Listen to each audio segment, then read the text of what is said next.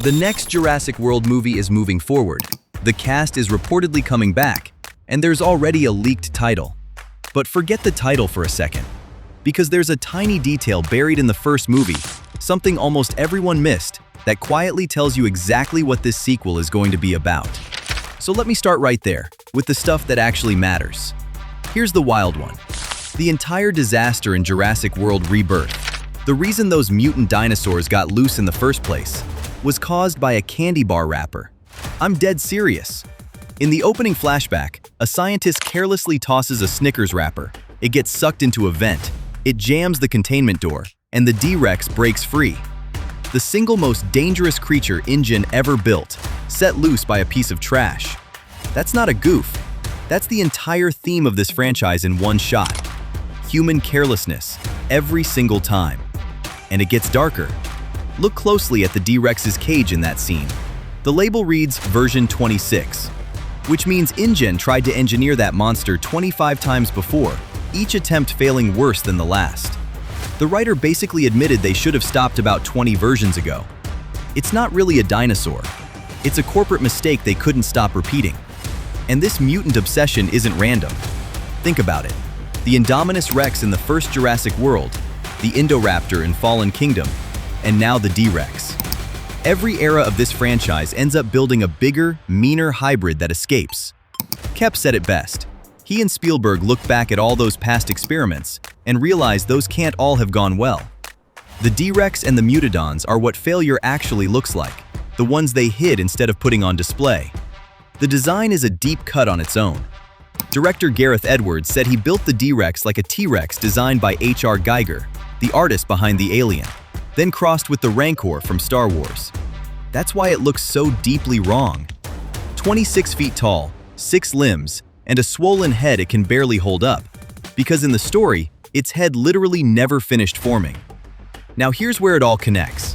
Rebirth is secretly set in 2027, and that island, Ile Saint-Hubert, is the third hidden InGen island, after Isla Nublar from the original Jurassic Park and Isla Sorna from the Lost World. And the franchise keeps quietly reminding us of one thing. All the way back in 1993, InGen filled the gaps in dinosaur DNA with frog genes. Every dinosaur in this series has always been part something else. The mutants were never a new idea. They're the franchise finally admitting what it always was. So watch this. David Kep, the guy who wrote the original Jurassic Park and came back for Rebirth, just admitted something genuinely shocking. He said nobody has figured out yet how to, in his words, logically, and in a scientifically believable way, expand this story. His whole trick with Rebirth was to shrink it back down, cage the dinosaurs on one island to make them scary again. But here's the problem he created. One of Rebirth's mutants, the Mutodons, are velociraptors spliced with flying pterosaurs. They can fly. You cannot cage something that flies. The containment was always doomed.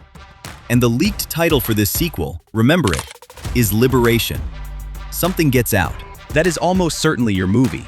Either a mainland outbreak, where these mutants finally spill into the real world, or the franchise goes all in on human dinosaur hybrids. And given a flying mutant that no island can ever hold, an escape to the mainland feels like the obvious direction. Liberation isn't just a cool word, it's probably the entire plot. Okay, now the official details. The core trio is reportedly all coming back. Scarlett Johansson as Zora Bennett, Jonathan Bailey as Dr. Henry Loomis, and Mahershala Ali as Duncan Kincaid. Gareth Edwards, who directed Rebirth, Rogue One, and The Creator, is in final talks to return behind the camera. And Steven Spielberg, the man who started all of this back in 1993, stays on as executive producer. And the reason this is even happening is simple: money.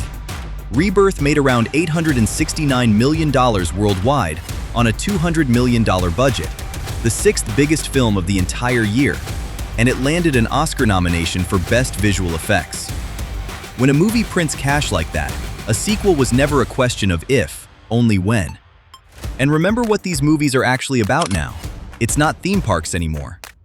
In Rebirth, the team was sent to that forbidden island to harvest DNA from the 3 largest creatures on land, sea, and air, all to build a billion-dollar heart disease drug for a pharmaceutical company. Money and medicine. That's what keeps dragging humans back into the teeth. A sequel only doubles down on that.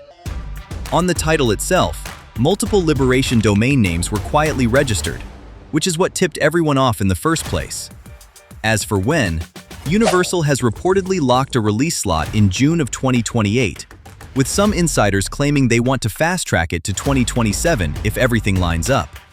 The only real holdup is scheduling. Johansson's 2026 is completely packed. She's shooting The Exorcist, Martyrs, and she's in the Batman Part 2, so cameras probably won't roll until early 2027. Now let me be completely straight with you, because a lot of channels won't. None of this is officially confirmed by Universal yet. The title, the cast, the release date, all of it is coming from trusted industry insiders like Jeff Snyder and Daniel Richtman, plus reliable box office trackers. Producer Frank Marshall only went as far as saying they left the door quite open. So the momentum is very real, but the official announcement still hasn't dropped. Quick recap. The Rebirth sequel is moving forward, possibly titled Jurassic World Liberation, with Gareth Edwards directing and Johansson, Bailey, and Ali all expected back, eyeing 2028 with an outside shot at 2027, and a story the writers are still cracking behind closed doors. For a franchise built on a Snickers wrapper and 26 failed monsters, this next chapter might just be the wildest one yet. So tell me, do you want a full-blown mainland outbreak? Or are you finally ready for human-dinosaur hybrids? And that's that for today's video, folks. Thank you all so much for watching, and we will see you in our next video.